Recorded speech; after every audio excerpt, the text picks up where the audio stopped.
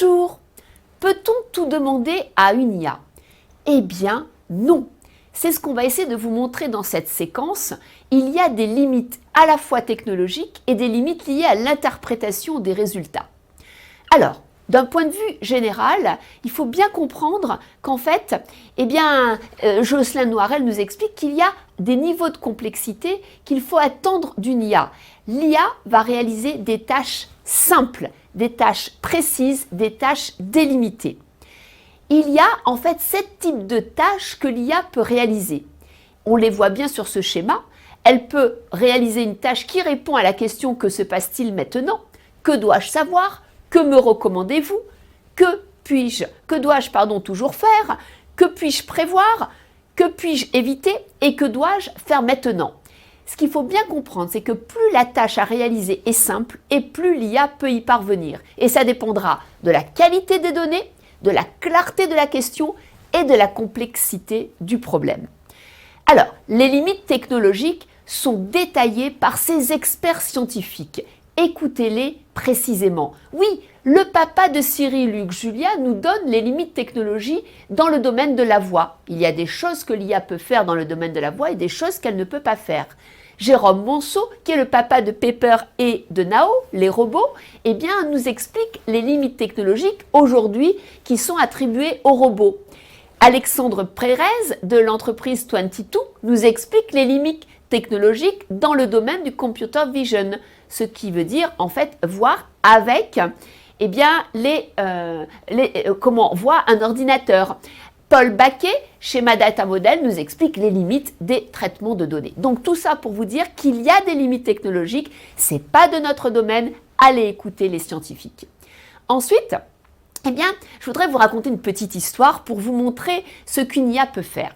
Vous savez, on a des hélicoptères. Ces hélicoptères, en fait, ont certains problèmes. Premier problème, c'est que les pilotes d'hélicoptères ne voient pas précisément les fils électriques. Alors, on a essayé d'équiper les hélicoptères de computer vision. C'est donc des systèmes, des ordinateurs qui voient les environnements. Et les systèmes de computer vision avaient le même problème que les pilotes. Ils ne voyaient pas les fils électriques. Donc, on leur en a décidé de leur apprendre non plus à voir les fils électriques, mais à voir les pylônes afin de savoir, de modéliser où seront les fils électriques. Et tout ceci a permis de limiter les accidents d'hélicoptères. Voilà, c'est pour vous illustrer un petit peu en fait les usages des différentes possibilités des IA.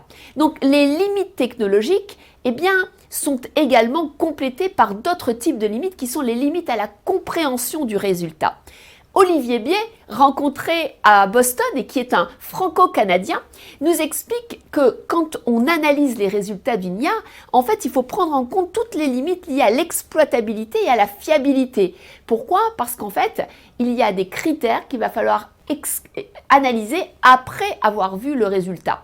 Comment en fait ce résultat s'insère dans un domaine particulier. Et puis Hugues Brock, que nous retrouvons très souvent dans ce MOOC, qui est donc directeur de la recherche chez Red Hat et que nous avons rencontré à Boston, explique qu'en fait une des principales limites, c'est la transparence de la méthode et donc des outils utilisés.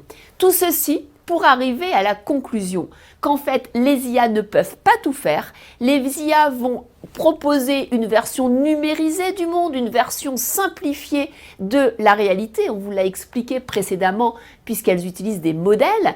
Donc les IA vont nous donner en fait une vision probabiliste de la réalité. C'est un peu comme lorsque Madame Météo vous dit demain il y a 80% de chances qu'il pleuve et peut-être le surlendemain, il y a 10% de chances qu'il pleuve. Ça veut dire que demain, on a plus de chances qu'il pleuvra que après-demain, mais en tout cas, on ne sait absolument pas si ça sera un petit crachin ou vraiment une pluie tonitruante. Voilà ce que je voulais partager avec vous sur les limites liées à l'IA. Conclusion, on retiendra cette synthèse. Nous avons des limites générales qui sont liées à la tâche. Donc la tâche, est-ce qu'elle est réalisable ou pas par l'IA? Quelle est la complexité du besoin? Et ensuite, des limites technologiques qui sont liées au domaine. Ensuite, nous avons des limites liées à l'interprétation du résultat, puisque on l'a déjà vu, eh bien, les modèles analysent, prédisent et exécutent, optimisent. Et donc, il va falloir comprendre le résultat. Le comprendre par rapport à la transparence de ce résultat, à son explicabilité, à sa fiabilité et à son exploitabilité. Et il y aura ensuite, bien sûr, les limites liées au métier. Et là, c'est là où vous allez, vous, les experts métiers, avoir une importance cruciale, puisqu'en fait, vous allez déterminer si la solution proposée par l'IA est faisable ou pas. Voilà, quelques exemples pour vous donner encore plus de compétences pour pouvoir dialoguer avec les experts IA. Au revoir!